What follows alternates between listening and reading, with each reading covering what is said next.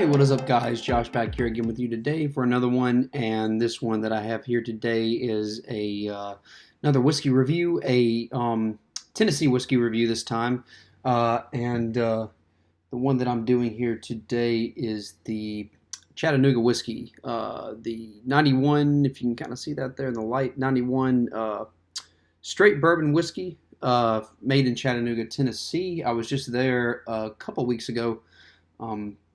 Visiting with some friends and everything like that, and we went into town, and I knew that they had this distillery up there in Chattanooga.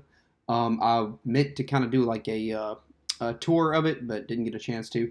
But we were in town in downtown Chattanooga a couple nights, and we did stop into a very nice store in town that was carrying some of these bottles for around like $30. So wanted to go ahead and pick it up there. I haven't really had it too much since I've been back, but as you can see, we really did enjoy it while we were up there in Tennessee. Even those who were typically not really whiskey drinkers quite like this one. So basically, this is a malt forward bourbon whiskey.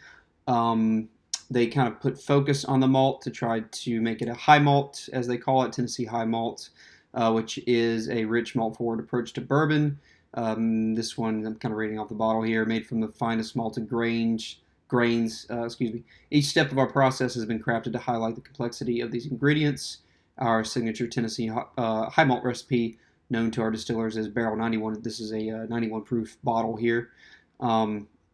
Selected from the first 100 barrels produced at our experimental distillery. We hope you enjoy as much as we do.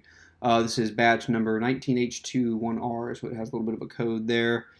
I like that they have this on the back, though. It really kind of gives you an idea about what they did with it. You see yellow corn, malted rye, caramel malted barley, honey malted barley. It gives you their fermentation, all that kind of stuff. Age is more than 2 years, it says, which I was reading on the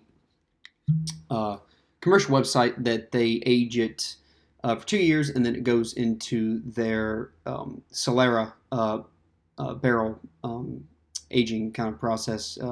So it does 2 years in its original barrels, and then goes into a Solera kind of a process towards the end. Like I said, we pretty much did most of it, so I'll probably be end up doing a bit of a bottle kill here on this one. Get all that in there. Let's go ahead and get into the color on it, which is really, speaking of like malted, honey malt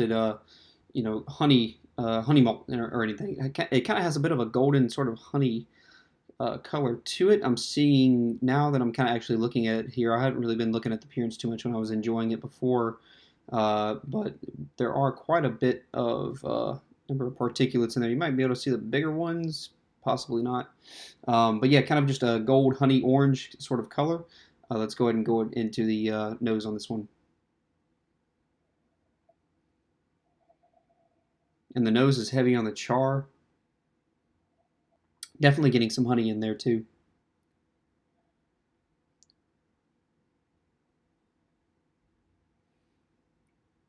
A bit of oak.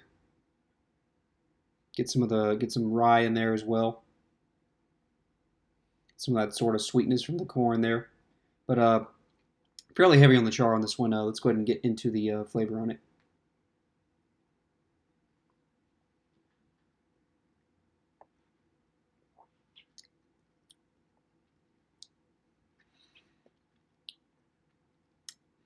A lot of honey on the flavor. Kind of herbaceous kind of honey. Herbal sort of honey flavor to this. It does have a really nice, just sort of, I mean, all around, from the color to the nose to the flavor. Very kind of honey character to this one. I'm getting sort of all across the board, which I think is why I've been enjoying it so much. The rye kind of comes through a little bit there.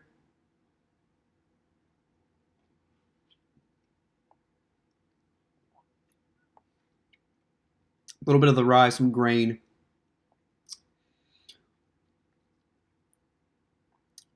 But very heavy on that. It must be the honey malt. So it has caramel malt in there as well. And they do something with this one, which is they ferment it for another like week longer, and so an extended fermentation on it, which they say turns it into a distiller's beer. This is something with a very strong yeast and malt forward character. When it's in that distiller's beer state, this is what they said is very common amongst like single malt whiskeys, scotches when those are being distilled.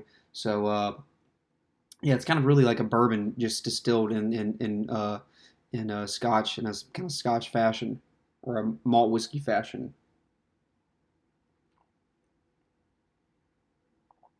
But it does add a lot of nice, rich, sort of smooth flavor to this, with a lot of that honey up front, some of that caramel, a little bit of graininess from that rye, a little sweetness from the corn, but just so much of that honey malt in here, which makes it very smooth and very flavorful. I know that 90 proof isn't necessarily a uh, high proof. I mean, it's pretty high, but it's not 120 or single barrel or full proof, or so many like whiskeys have all these different strengths now like that. They're that are much stronger than just 90 proof. But it has so much flavor to it that you would think there would be maybe a higher proof, though you don't really get any alcohol burn so much from the 91 proof. So